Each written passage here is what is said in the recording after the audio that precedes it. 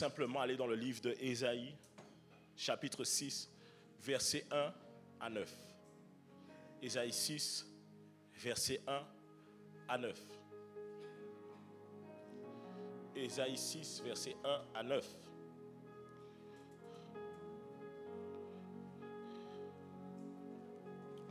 Est-ce qu'on peut lire ensemble? 1, 2, 3. L'année de la mort du roi, je vis le Seigneur assis sur, et les pans de sa robe, avançons. Des séraphins se tenaient au-dessus de lui. Il avait chacun 6 ailes, 2 dont il se couvrait la face, 2 dont il se couvrait les pieds, et 2 dont il se servait pour voler. Ils criaient l'un à l'autre et disaient, Saint, Saint, Saint est l'Éternel des armées, toute la terre est pleine de sa gloire. Les portes furent ébranlées dans leur fondement par la voix qui retentissait, et la maison se remplit de... Alors je dis, malheur à moi, je suis perdu, car je suis un homme dont les lèvres sont impures. J'habite au milieu d'un peuple dont les lèvres sont... Et mes yeux ont vu le roi, l'Éternel des armées. Mais l'un des séraphins vola vers moi, tenant à la main une pierre ardente qu'il avait prise sur l'autel avec des pincettes. Il en toucha ma bouche et dit, ceci a touché tes lèvres, ton iniquité est enlevée et ton péché est expié. J'entendis la voix du Seigneur disant, qui enverrai-je? Dis avec moi, qui enverrai-je? Et qui marchera pour nous? Et je répondis, me voici, envoie-moi. Il dit alors va, il dit à ce peuple, vous entendrez et vous ne comprendrez point, vous verrez et vous ne saisirez point.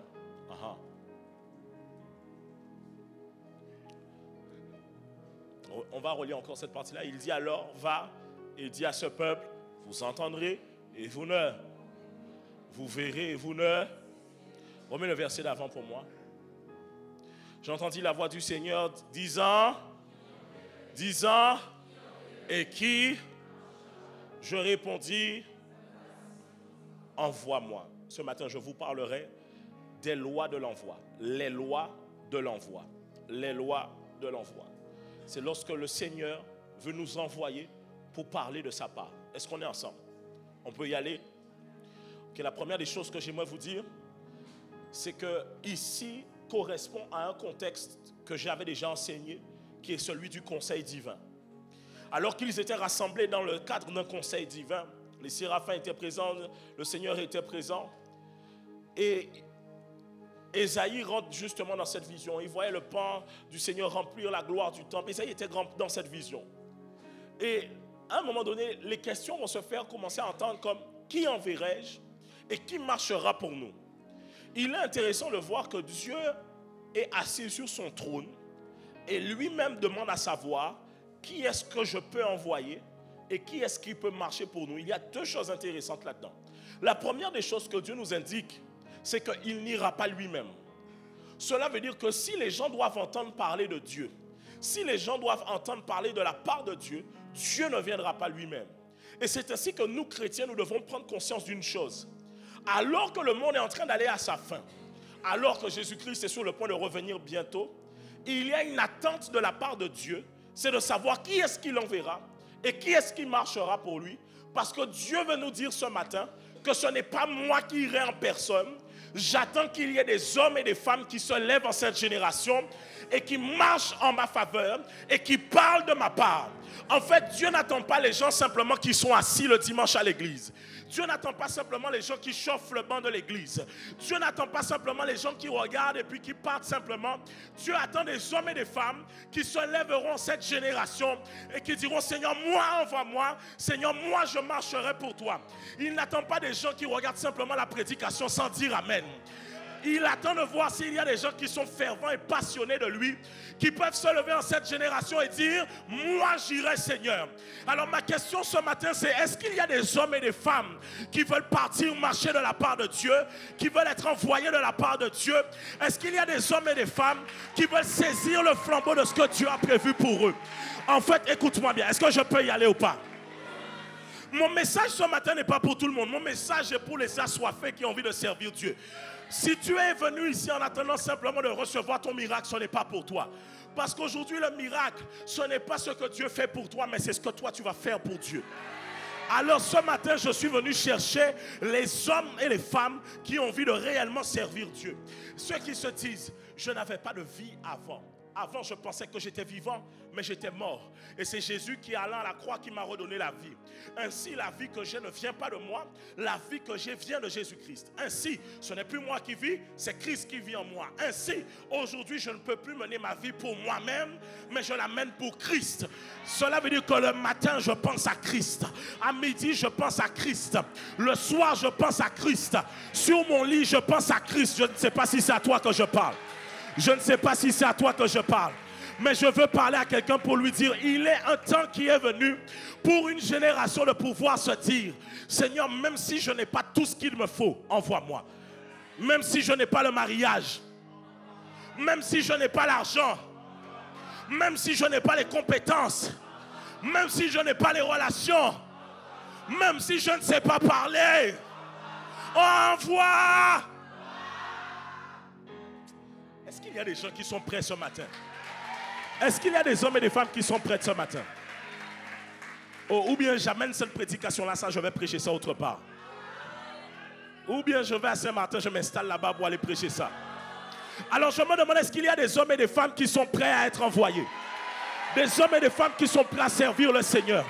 Des hommes et des femmes qui sont prêts à servir le Seigneur. Je dis, qui enverrai-je et qui marchera pour nous? Le Seigneur cherche des gens qu'il peut envoyer comme il veut. Il cherche des gens qui iront là où il désire. Il cherche des gens qui n'ont pas peur de marcher. Hey! La rebosotolobosa. Ainsi, Seigneur, je suis prêt à marcher. Même dans la vallée de l'ombre de la mort, je suis prêt à marcher. Même sur les sommets, je suis prêt à marcher. Même dans les ghettos, je suis prêt à marcher. Dans les entreprises, je suis prêt à marcher. Pour les familles, je suis prêt à marcher. Aux Antilles, je suis prêt à marcher. Dans la Caraïbe, je suis prêt à marcher. Je ne veux plus m'arrêter. Ah, la rebos. Quand est-ce que tu te reposes? On se reposera au paradis. Quand est-ce que tu te reposes?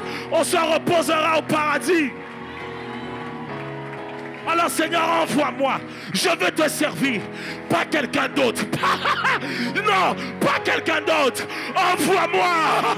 Non, pas mon voisin. Envoie-moi. Non, pas autrui. Envoie-moi. C'est quelqu'un qui dit, à peine que Dieu demande, il dit moi. Il ne cherche pas à savoir. Il dit Seigneur, je veux y aller. Pourquoi je veux y aller alors que je ne suis peut-être pas à la hauteur? Parce que je sais que tu qualifies ce que tu appelles. Il y a certains, vous attendez le changement. Mais le changement ne vient que quand vous répondez à l'envoi. C'est lorsque tu réponds à l'envoi que le changement arrive sur ta vie. Ainsi, tu deviens celui que Dieu attend que tu sois pour répondre à l'appel. Les amis, si c'était de notre propre chef, nous ne serons pas là où nous sommes aujourd'hui. Ce n'est que Dieu qui nous a mandatés. Et il est celui que lorsqu'il mandate, aucun homme ne peut démandater. Oh, est-ce que je parle à quelqu'un? On peut y aller? On peut y aller? Est-ce que tu es avec moi jusqu'au long du message? Ce que j'aimerais te dire ensuite. Il dit à Ésaïe, qui enverrai-je? Regardez, non. Mettons-nous dans le bain de l'histoire. On est dans Ésaïe, chapitre combien? Ésaïe, chapitre combien? Ok. Donc Dieu est là, les séraphins sont là, la cour du céleste est là, le conseil divin est là. Et le Seigneur arrive et pose la question, qui enverrai-je et qui marchera pour nous? Mais j'ai un problème avec cette question. Vous voulez savoir pourquoi? On est au chapitre 6. Le monsieur ici vient de prophétiser pendant 5 chapitres. Le monsieur ici est un prophète. Ce qui veut dire qu'il parle de la part de Dieu. Mais malgré qu'il est un prophète devant Dieu, Dieu demande qui enverrai-je? Qui marchera pour nous? Cela veut dire que quand Dieu doit envoyer, il ne regarde pas au titre. Oh là là là là là là là là. Dieu ne cherche pas les bishops, Dieu ne cherche pas les apôtres, il ne cherche pas les prophètes, les docteurs, les évangélistes. Dieu cherche juste quelqu'un qui est disposé à dire, Seigneur, ça ne m'importe pas d'avoir un titre. Ce qui m'importe, c'est de remplir la mission que tu attends de moi. Alors tu dois te rendre compte de ceci. Les amis, qu'on soit clair. Vous pouvez avoir tous les titres que vous voulez. faire ce que vous voulez à l'église. Si vous n'êtes pas capable d'être envoyé, vous n'êtes rien devant Dieu. On parle d'un prophète qui a prophétisé pendant 5 chapitres. Pendant 5 chapitres, le gars parle, et puis quand il arrive devant Dieu, Dieu dit qui enverrai-je, qui marchera pour nous. Cela veut dire qu'il y a des gens, écoutez, cela veut dire qu'il y a des gens qui sur la terre des hommes servent Dieu, mais devant le trône céleste sont absents. Il y a des gens qui devant les hommes sont présents, mais qui devant Dieu sont absents. C'est la raison pour laquelle Dieu pose cette question, qui enverrai-je? Regardez ensuite, il y a un procédé qui doit se faire. Il doit mettre la braise ardente sur ses lèvres afin que ses lèvres deviennent pures et que son péché soit expié. Est-ce que je parle à quelqu'un? Ensuite, voici un deuxième point que je veux vous parler ce soir, ce midi. C'est que vous devez comprendre que le Seigneur Jésus, écoutez-moi bien, il n'envoie pas les serviteurs. Il envoie les fils. Et tu vois, là je ne parle même pas de paternité dans la foi. Je parle avant tout, il envoie les fils. Cela veut dire qu'il n'envoie pas les gens qui sont toujours au stade de l'enfant. Il dit dans Psaume 127, comme les flèches dans la main d'un guerrier, ainsi sont les fils de la jeunesse. Heureux l'homme qui en a rempli son carquois, ils ne seront pas confus quand ils parleront avec des ennemis à la porte. Cela veut dire que lorsque Dieu doit envoyer quelqu'un, Dieu n'envoie pas les serviteurs. Pourquoi? Les serviteurs ont la capacité de transmettre un message. Les serviteurs ont la capacité de transmettre quelque chose, de travailler d'une certaine manière pour celui qui l'a envoyé. Mais il n'y a que le Fils qui peut représenter la nature de celui qui l'a envoyé. Ainsi, la Bible dit, la création attend avec un ardent désir la révélation des enfants de Dieu. Parce que ce sont les fils qu'on envoie pour se révéler au monde. En réalité, le problème du monde, c'est simplement qu'ils ne voient pas assez les fils de Dieu. Mais pourquoi certains, écoutez, beaucoup sont chrétiens, mais très peu sont fils. Beaucoup sont des enfants de Dieu, mais très peu sont des fils de Dieu. La Bible dit, tant que j'étais un enfant, je réfléchissais comme un enfant. Je marchais comme un enfant. Je me comportais comme un enfant. Mais quand j'ai dépouillé de ce qui était l'enfant et que je revêtus de ce qui était de l'homme mature, maintenant je marchais, je faisais comme un homme. Un homme arrivant à une certaine stature de maturité. Vous devez comprendre ceci. Dieu envoie les fils. C'est la raison pour laquelle en cette saison, arrêtez de rechigner lorsque Dieu vous corrige. Arrêtez de vous plaindre lorsque Dieu vous taille comme ça. Des fois, vous passez par des vallées, des périodes difficiles et vous êtes en train de vous plaindre alors que c'est le meilleur endroit que Dieu trouve pour pouvoir vous tailler, pour pouvoir vous former. Qu'est-ce que tu dis, pasteur? Je suis venu dire à quelqu'un, change ton regard sur la vallée dans laquelle tu es. Cette vallée ne t'engloutira pas. Cette vallée va te tailler comme Dieu te demande d'être. Cette vallée ne te mettra pas à terre. Tu as peut-être versé beaucoup de larmes, mais que les larmes de tristesse se transforment maintenant en larmes de joie. Pascal, my God, oh, est-ce que je parle à quelqu'un? J'ai besoin de 5 personnes, s'il vous plaît. 5 personnes, 5 hommes, 5 hommes. On y va. J'ai besoin de 5 hommes. Venez. Entourez-moi. Collez-vous à moi. On y va, les gars. On y va. Viens, Loïc, venez. Viens, Loïc, viens. Mais il faut quand même que quelqu'un se mette devant. On y va. Collez-vous à moi. On y va. Ça là, c'est la vallée. Regarde, certaines situations dans lesquelles tu es, tu n'arrives plus à respirer. Tu as l'impression que tu es en train de suffoquer. C'est la vallée dans laquelle tu es. Tu sens que les factures, je n'arrive pas à les payer. Mon mariage, ça ne fonctionne pas. Mes enfants ne viennent pas au Seigneur. Les gens autour de moi sont oppressants. On refuse d'accepter ma foi. Les gens me jugent. Les gens me regardent de travers. On me rappelle constamment mon passé. Pressez-moi. Et tu sens que c'est en train de serrer. Tu dis, Seigneur, comment je peux faire? Seigneur, comment je peux devenir? Qu'est-ce qui peut se passer? Seigneur, est-ce que tu entends le son de ma voix? Mais tu n'arrives pas à crier à lui parce que tu es tellement étouffé que ta voix ne sort pas.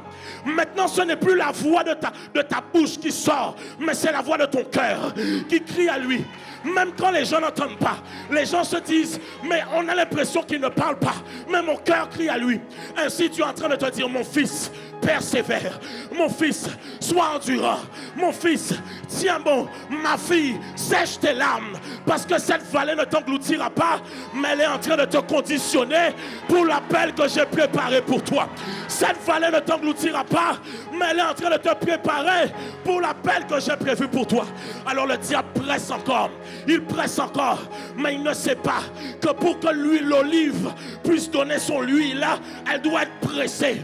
Et donc le diable ne sait pas qu'alors qu'il est en train de me presser, l'onction est en train d'augmenter. La gloire est en train d'augmenter. Je dis l'onction est en train d'augmenter. Alors oui, dans cette vallée, je me réjouirai.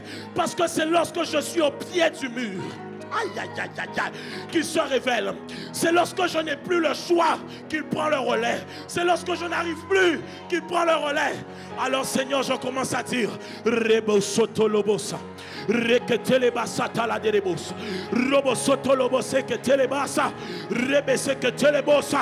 Rebese que taladerebosa. Le ataladele et ataladebosote. Ah, je dis cette vallée ne t'engloutira pas. Je dis cette vallée ne t'engloutira pas. Cette vallée ne t'engloutira pas.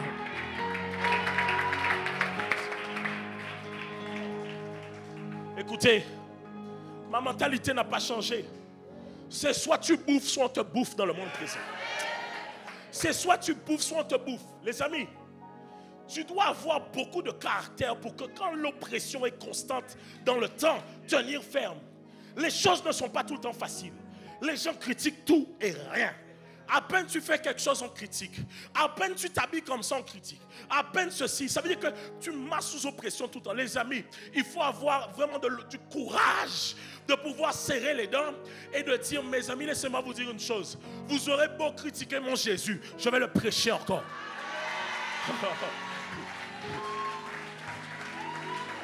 Ce sont les jeûnes et prières qui vous gênent, je vais jeûner encore.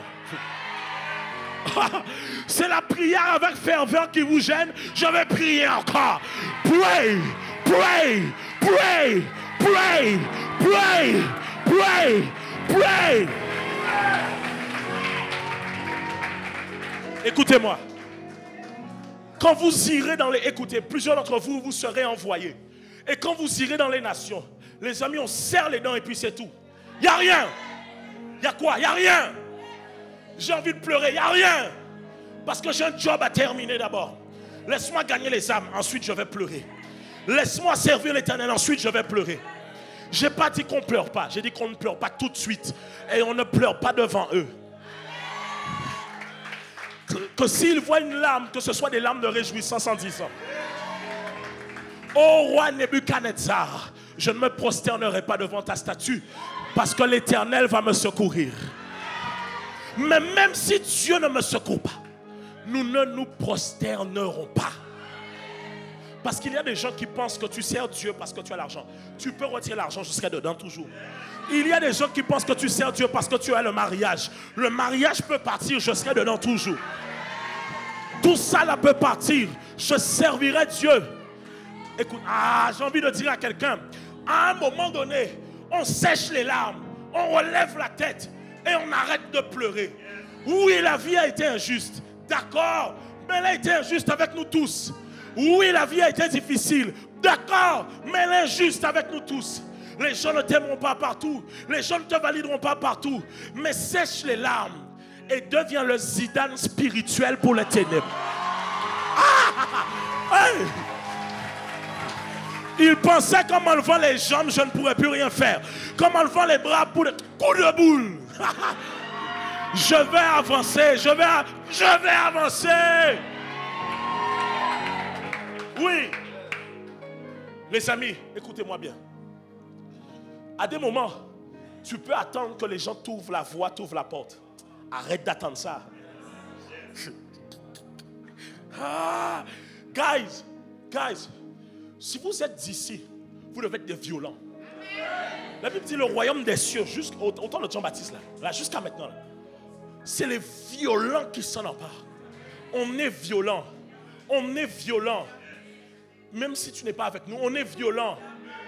Même si tu ne nous valides pas, on est violent. Même si tu ne nous encourages pas, on est violent. On va servir. Aïe, aïe, aïe.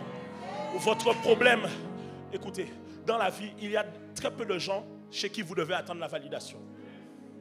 La validation doit venir de Dieu et de votre autorité spirituelle. Le reste là, votre problème c'est que vous attendez que les gens valident. Les gens n'ont pas à valider, c'est le ciel qui doit valider.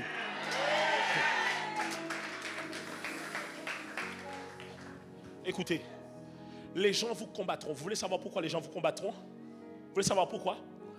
Parce que Dieu leur a demandé d'être envoyés, ils n'ont pas accepté, mais vous avez accepté. Ainsi, les non-envoyés voient les envoyés réussir dans ce que Dieu les a envoyés à faire. Et donc les non-envoyés s'énervent de voir les envoyés être envoyés. Aïe, aïe, aïe. Et envoyer la réussite partout. Aïe, aïe, aïe. Donc, écoutez, à un moment donné, j'ai fini par accepter ceci. Vous savez, oui, là je peux. Tu sais qu'en fait ton problème, c'est que tu ne sais pas qui tu es. Des fois, je l'ai déjà dit, hein, c'est les autres qui savent qui tu es. Et des fois, tu te dis, mais attends, pourquoi on me porte la... Et regardez, pourtant des fois tu dis, mais regarde bien, dans des situations injustes, tu te demandes, pourquoi on me fait porter le chapeau? Pourquoi on me donne la responsabilité? Les amis, on donne la responsabilité à celui qui nous dirige.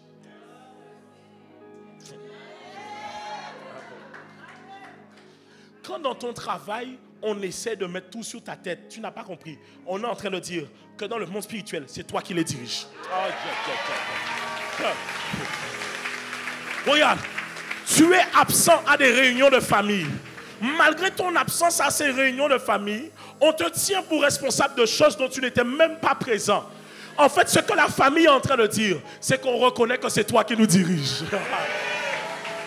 Alors, qu'ils envoient, my God, c'est la raison pour laquelle je dis ceci. Seigneur, merci pour les combats. Merci pour les épreuves. Merci pour les moments difficiles. Merci. Et puis tu sais, regardez mon attitude maintenant quand je passe par des moments difficiles.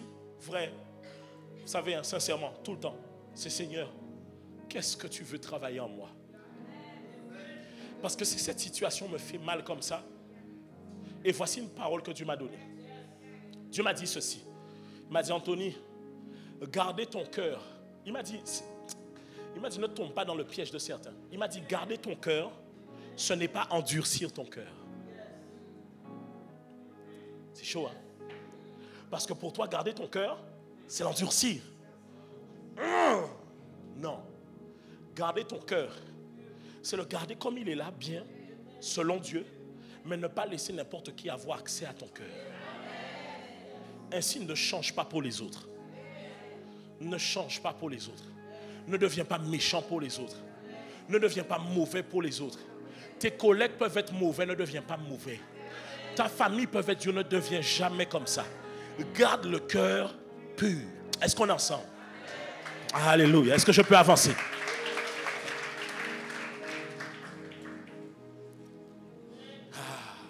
Regardez. Remets pour moi Isaïe 6. On va aller, je crois, au niveau du verset peut-être 5. 5. Regardez. Est-ce qu'on peut lire ensemble? 1, 2, 3. Il dit, alors je dis, malheur à moi, je suis perdu, car je suis un homme dont les lèvres sont... J'habite au milieu d'un peuple dont les lèvres sont... Et mes yeux ont vu l'Éternel des... Regardez, il dit, mes lèvres sont... Je suis un homme dont les lèvres sont... Ensuite, il dit, virgule... Okay. Ce qui veut dire que le fait que ses lèvres soient impures sont intimement liées au fait qu'il est parmi des gens qui ont les lèvres impures. Ainsi, Ésaïe nous donne un secret. Il nous explique que pour pouvoir garder nos lèvres pures, nous devons être auprès de gens qui ont les lèvres pures. Donc, en d'autres termes, le Seigneur n'envoie pas les gens qui ont les lèvres impures. Bon, aïe, aïe, aïe, aïe, aïe, aïe, aïe, aïe, aïe, aïe, aïe. Est-ce qu'on peut avancer ou pas? Je vais vous donner un verset. Rabasse ketelebos.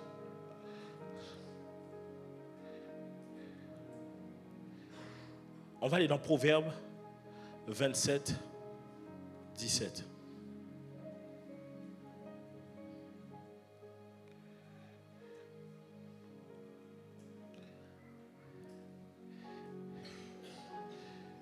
Proverbe 27, 17. Il dit quoi?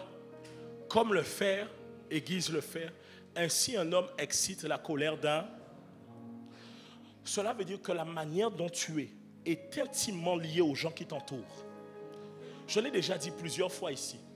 Si vous êtes à 5 et qu'il y a 4 personnes qui sont insensées, le 5e c'est toi. Si vous êtes à 5 et qu'il y a 4 personnes mal parlant, le 5e c'est toi. Fais attention aux gens qui t'entourent. Notre problème c'est que, écoutez, je vais vous dire une chose. L'envoi de Dieu n'est pas pour les gens émotionnels. L'envoi de Dieu n'est pas pour les gens qui sont dans les sentiments. L'envoi de Dieu, c'est pour les gens qui sont prêts à pouvoir prendre des décisions et des choix difficiles. Écoutez, le Seigneur est en train de dire à plusieurs, alors qu'une nouvelle saison est en train de venir pour vous, il y a des choix difficiles que vous allez devoir prendre. Les amis, lorsqu'on commence à répondre à l'appel de Dieu, je vais vous dire ceci. Écoutez-moi bien, parfois ce sont les chrétiens de votre propre famille qui vont vous combattre. Parce que peu d'entre eux comprennent l'appel. Peu d'entre eux sont même prêts à l'accepter. Les amis, vous devez comprendre ceci, qu'il y a une différence entre la vie normale que vous voulez vivre comme tout le monde et la vie d'un appelé. La vie d'un appelé, on abandonne des choses. Un appelé, il perd des amis. C'est comme ça. Et même si tu veux tout faire pour les garder, le Seigneur te les enlève. C'est même pas que toi tu le fais, c'est Dieu lui-même qui les enlève. C'est pour ça qu'il y a des gens que lorsqu'ils arrivent dans un lieu où les gens veulent servir Dieu, ils trouvent que c'est trop abusé. C'est pas que c'est trop abusé, c'est toi qui es trop mou avec Dieu. C'est toi qui es trop mou avec Dieu. Il y en a, vous êtes tellement à l'aise des fois dans une compromission avec Dieu que lorsque vous voyez quelqu'un à fond avec Dieu, vous trouvez que c'est trop abusé. Laissez-moi vous dire une chose. Le Seigneur dit, Jésus lui-même, il dit, je ne suis pas venu apporter la paix, mais je suis venu apporter l'épée. C'est sorti de la bouche de notre Seigneur Jésus-Christ. Il dit, je suis venu apporter l'épée. Cela veut dire quoi? Qu'à un moment donné, il y a une séparation entre celui qui sert et ceux qui ne servent pas. Le Seigneur dit, vous verrez la différence entre ceux qui me servent et ceux qui ne me servent pas. Cela veut dire, écoutez, tous les chrétiens se sanctifient, mais tous les chrétiens ne se consacrent pas. Écoutez, la sanctification, c'est la mise à part du monde. La consécration, c'est la mise à part des chrétiens. Ça veut dire que là où les chrétiens, tout le corps de Christ est prêt à accepter tout et n'importe quoi, moi je ne veux pas. Ainsi, celui qui veut être envoyé, laissez-moi vous dire une chose. Il ne cherche pas ce qui est permis, il cherche ce qui est utile. Tout m'est permis, mais tout n'est pas utile. L'appelé cherche les choses utiles. Alors qu'est-ce que je suis en train de dire? Pourquoi tu ne me vois pas souvent au restaurant? Parce que je jeûne. Pourquoi tu ne me vois pas souvent au cinéma? Parce que le samedi soir, je dois me concentrer pour le dimanche matin. Pourquoi tu ne me vois pas toujours dehors? Parce que je sais que des fois, quand tu vas dans certains endroits, c'est la distraction pour toi. Mais tu vas me dire, mais attends, mais tu n'as pas de vie. Oui, mais quand les malades viennent, comment je fais pour prier pour eux si je ne me suis pas préparé? Quand les âmes viennent, comment je fais pour leur prêcher un message que je n'ai pas reçu devant le trône de grâce? Quand les gens viennent demander, écoutez, laissez-moi vous dire une chose. La Bible dit que de votre sein, des fleuves d'eau vie jailliront. Le problème, c'est que certains d'entre vous, vous avez fermé le robinet depuis longtemps.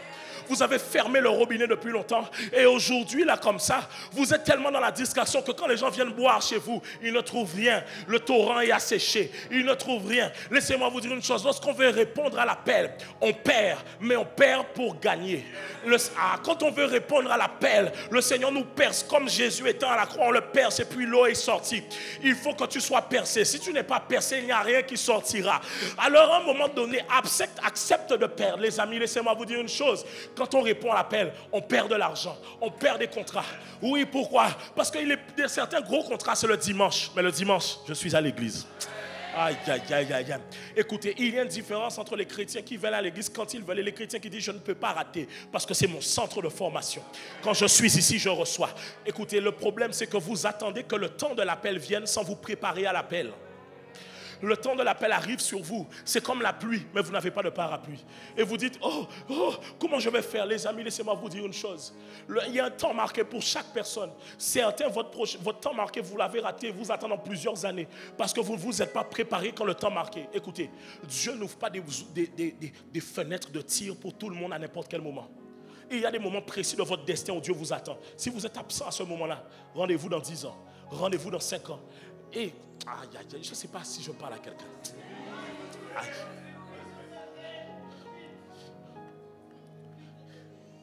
I will repeat it again. The Lord gonna put a burden inside of your belly. A burden. Il va mettre un fardeau dans ton sein. Et tu dois comprendre ceci. Ce fardeau-là, c'est l'appel à la mise à part. Le problème, c'est que tu te bats. Tu te bats entre quoi et quoi? Le monde et Dieu. Mais bien sûr que quand on sert Dieu, on perd. Écoutez, vous aurez beau être habillé frais, sentir bon. Quand vous servez Dieu à fond, on vous trouve toujours has-been. Vous aurez beau ne pas être chrétien religieux, servir Dieu à fond, on vous critiquera quand même. Le problème, c'est que vous voulez trop accepter du monde. Et vous voulez que le monde dise, ah mais toi, tu n'es pas comme tous les chrétiens. Déjà, c'est une insulte envers nous. Qu'est-ce que ça veut dire? Tu veux pas être comme nous? Mon frère, on est dedans. Persécution, on sera dedans ensemble. Tribulation, on est dedans ensemble. Oui, critique, mal parlant, on est dedans ensemble. La Bible dit, souffrez de ces souffrances, sachant que vos frères dans le monde souffrent les mêmes souffrances. C'est comme ça que je disais à quelqu'un dans la semaine, je lui disais, écoute, tu sais, le mercredi, quand tu jeûnes, ce qui est bien, c'est que tu sais que toute l'église jeûne. Ça fait que des fois, tu as envie de manger, mais tu te dis, non, il y a des gens qui jeûnent aussi avec moi. Et tu te dis, si j'arrive ce soir et que le pasteur pose la question, demande à ton voisin s'il a jeûné. Tu te dis, non, il faut que je jeûne, il faut que je jeûne. C'est-à-dire que des fois, tu sais, même tu oublies, même que pourtant tu jeûnes, hein, mais pendant le jeûne, tu oublies que tu jeûnes. Instinctivement, quand tu arrives à la jaille, tu mets le clignotant. Tu vois de quoi je parle, hein? Instinctivement, tu mets le clignotant, oh, et puis quand tu arrives devant, tu accélères, oh, tu dis, mince, j'avais oublié. En ce qui nous concerne, ma femme et moi, nous jeûnons en dehors même des temps que l'on vous donne. Et donc, des fois, moi, je jeûne, mais je ne dis juste pas aux gens. Je jeûne juste. Le Seigneur a parlé de ça. Quand tu as tes temps de jeûne personnel, tu n'as pas besoin de crier sur tous les toits. Mais des fois, je t'assure, je me lève des matins, je sais que le jeûne, là, c'est que entre Dieu et moi. Personne n'est au courant. Je vais voir ma femme, je lui dis, tu manges? Tu as prévu de faire un repas ou pas? Et quand elle me dit, je jeûne, je dis, yes. Comme ça, moi aussi, je vais pouvoir persévérer dans le jeûne là. Parce que oui, en tant que pasteur, la chair est faible, mon ami, la chair est faible. Quand tu vois un bon steak angus, tu vois, non, là, aïe, aïe, aïe. Quand on fait des langoustes, ce jour-là, la chair est faible. Riz, haricots, rouge et lambis, la chair est faible, la chair est faible. Mais heureusement que Dieu a permis aux hommes d'inventer le congélateur. Ainsi, quand tu jeûnes, tu peux dire, donne-moi, je vais mettre au congélateur. On peut avancer. Écoutez. L'envoi se fait par le feu. Rappelez-vous, à la chambre haute, j'ai expliqué ceci. Il fallait que des langues de feu se posent pour qu'ils fussent remplis du Saint-Esprit. Il fallait que Daniel soit dans la fournaise avec ses compagnons pour que le quatrième homme apparaisse.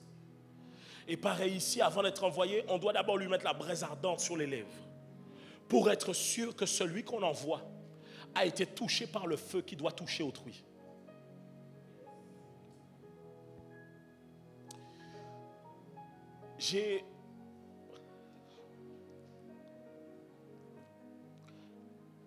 La présence de Dieu va envahir celui. Vraiment. Vraiment. Peu importe comment ça va se faire, que ce soit dans les cœurs ou de manière visible, je vous assure, je sens la présence de Dieu envahir celui.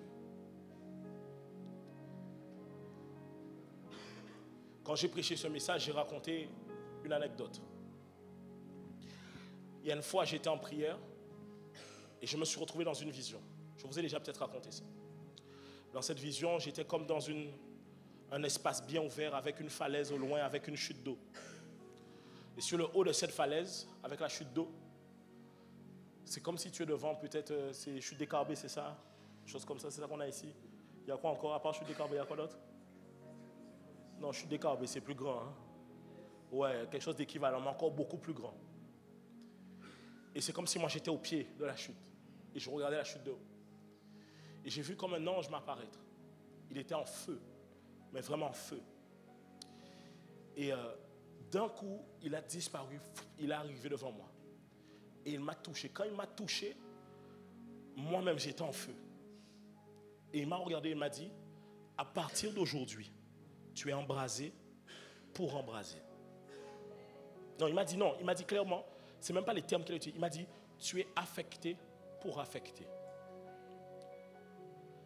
Et je comprends donc que lorsque Dieu nous fait rencontrer le feu, c'est simplement pour que ce feu, on puisse le communiquer. C'est comme ça qu'un feu de forêt prend. Parce qu'une brindille a déjà été enflammée et elle enflamme la suivante et elle enflamme. D'ailleurs, c'est comme ça qu'on allume plusieurs bougies. On allume la première et ensuite avec la première, on allume le reste. Ainsi, le Seigneur a besoin que tu sois embrasé, enflammé. Et je ne parle pas, les amis, écoutez, je ne parle pas simplement le fait d'être enflammé de manière visible. Je parle à l'intérieur de toi. Il y a comme quelque chose qui doit être communiqué et mis à l'intérieur de toi. Et le même jour où j'ai prêché ça, Alors que j'étais en train de raconter cette vision, je me retrouve, pendant que je prêche, je me retrouve dans une vision où le Seigneur Jésus m'est apparu.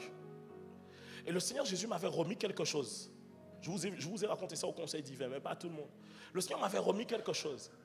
Et quand le Seigneur me montre la vision, pendant que je suis en train de prêcher, je suis en train de prêcher le même message. Je suis dans cette vision, mais je continue à prêcher. Je dis, mais Seigneur, je ne comprends pas pourquoi tu me remontes cette vision de ce que j'avais vécu. C'était en 2016. Mais je sens le Seigneur qui me dit, ça ne sert à rien de la raconter, je veux juste te la montrer maintenant. À la fin du message, le pasteur qui était là, c'était un pasteur très prophétique, il arrive et il me dit, alors que tu étais en train de prêcher, des anges ont apparu dans la salle et sont venus avec telle chose dans leurs mains. Quand il me dit ça, c'est la même chose que Jésus m'avait remis. Mais le jour où Jésus m'est apparu, il m'a remis une. Lui, le jour où il m'a donné la vision, il m'a dit, il a vu 2 anges venir avec chacun d'entre eux avec quelque chose dans ce sens-là. Écoutez, il y a des rencontres avec Dieu qui changent le destin. Ça veut dire que, en fait, même quand ma vie, même quand je ne veux pas, je cherche à faire autre chose, je ne peux pas. C'est inscrit à l'intérieur de moi. C'est comme, les amis, c'est là, ça ne part pas. Tu peux faire ce que tu veux. C'est comme, il y a un truc, comment on appelle ça, c'est l'herpès, c'est ça? Une fois que tu l'as, c'est fini, non? C'est pareil. C'est qu'une fois que tu le chopes, une fois que Dieu te touche, tu auras beau te débattre, beau vouloir aller mener la vie que tu veux, ça te poursuit, ça te harcèle. C'est derrière toi tout le temps. Et Dieu, à chaque fois, il va te rappeler. Réponds, réponds, réponds, réponds, réponds, réponds, réponds. C'est ça, réponds. Il va te rappeler à chaque fois. Et des fois, tu vas te demander, mais pourquoi tout ceci est en train de se passer dans ma vie? Réponds, réponds, réponds. Mais tu dis, mais j'ai beau chercher, j'ai beau aller faire beaucoup plus. J'ai l'impression que je suis bloqué à tel niveau. Réponds, réponds, réponds. Mais j'ai beau faire tout, j'ai beau me démener comme je veux. Professionnellement, ça n'avance pas. Réponds, réponds, réponds. Mais bizarrement, d'un seul coup, dans ma famille, tout se passe mal. Réponds. Réponds. C'est la seule chose qu'il attend de toi, que tu puisses répondre. À un moment, en fait, le problème, c'est que tu n'as jamais dit à Dieu, oui. Tu ne lui as jamais dit ça. Tu ne lui as jamais dit oui. En fait, à chaque fois qu'il t'en parle, ça vient dans ton cœur. Tu pars faire autre chose. Tu fais comme si de rien n'était. Écoute-moi bien. Tu es venu ici aujourd'hui à l'église, hein? C'est une embuscade. Le Seigneur t'a amené dans un guet-apens. Un vrai guet-apens. Parce qu'il me connaît. Et il sait que moi je suis un guet-apenseur. Et donc, écoute bien le son de ma voix.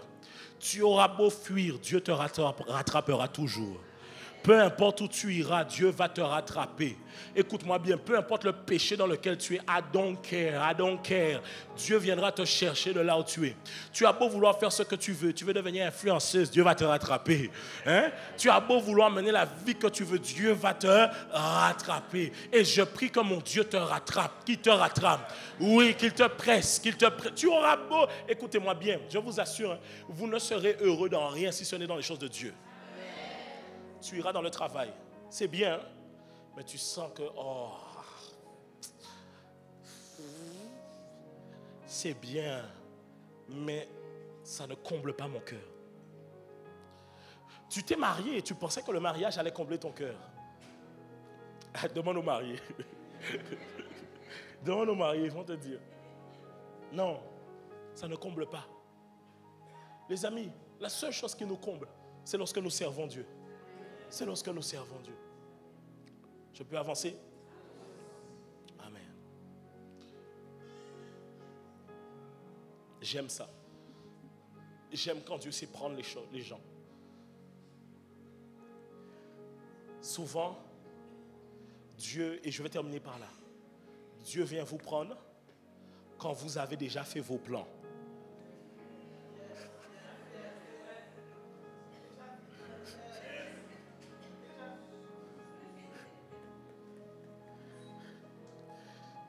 Quand Dieu vient te chercher, le pire c'est que parfois c'est pas que tu n'es pas disposé.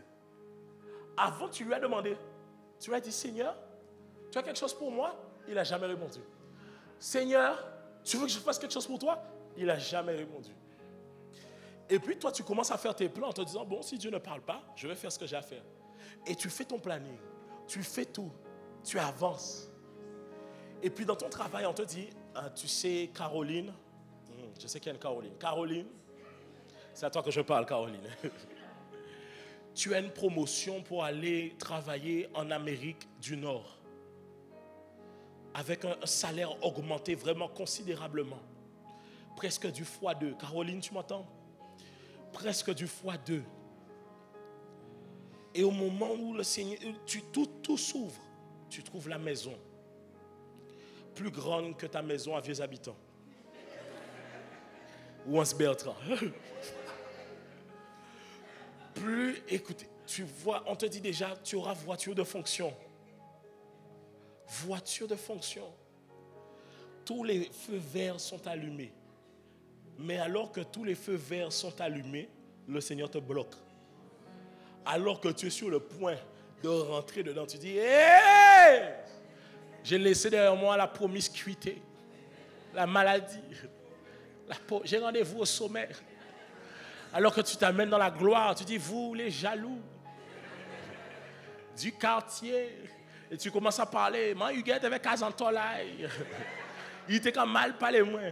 Tu es déjà content parce que tu te dis, oui, voici venu le temps de l'élévation. Le Seigneur est venu. Et puis le Seigneur arrive, tu dis, Seigneur, tu es venu rajouter encore. Il dit, non, je suis venu tout retirer.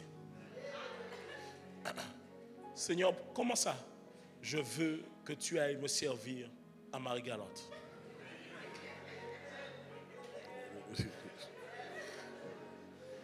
Tu es en jugement à Marie-Galante. C'est quoi ton problème? Hein? Est-ce qu'on est ensemble? Guys. Tu peux faire tous tes plans.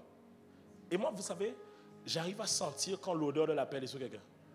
Oui, parce que nous autres, on est sacrifiés sur l'autel. Tu me vois libre, mais en fait, dans le monde spirituel, je suis pieds mains liés sous l'autel, comme Isaac. Et je demande à Dieu, Seigneur, je vois le bois, je vois le couteau. Où est l'agneau? Nous autres, on est non. On est... Aïe, aïe.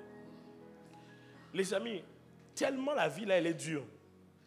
Quand je suis en vacances, c'est pas pour aller faire jet ski, hein. C'est pour dormir. Tu connais ce genre de vacances-là? C'est pas les vacances pour aller faire activité. Tu veux rien entendre, tu veux juste faire une seule chose. Dormir. C'est-à-dire que nous autres, c'est-à-dire que tu sais, quand tu as l'habitude de l'odeur du sacrifice, tu sais par exemple, à force tu es cabrit, tu connais l'odeur en cabrit. Tu vois ce que je veux dire? Et tu connais toutes les odeurs de chaque étape. Là, il y a mettre de l'eau chaude en l'air, là, il y a couper, tu vois ce que je veux dire? Tu sais sentir quand quelqu'un, ça sent l'hôtel, ça. Hein? C'est bizarre, mais tout d'un coup, tout est bloqué. Oui. Parfois, c'est aussi... Bon, attention, parfois, tout est bloqué parce que tu as fait des choses qui te bloquent toi-même. Mais parfois, tout est bloqué aussi parce que Dieu te cherche. Alors, Dieu pose encore cette question. Il dit ceci à quelqu'un. Qui enverrai-je et qui marchera pour nous? Il dit, qui enverrai-je et qui marchera pour nous? Il dit, qui enverrai-je et qui marchera pour nous? Qui enverrai-je et qui marchera pour nous?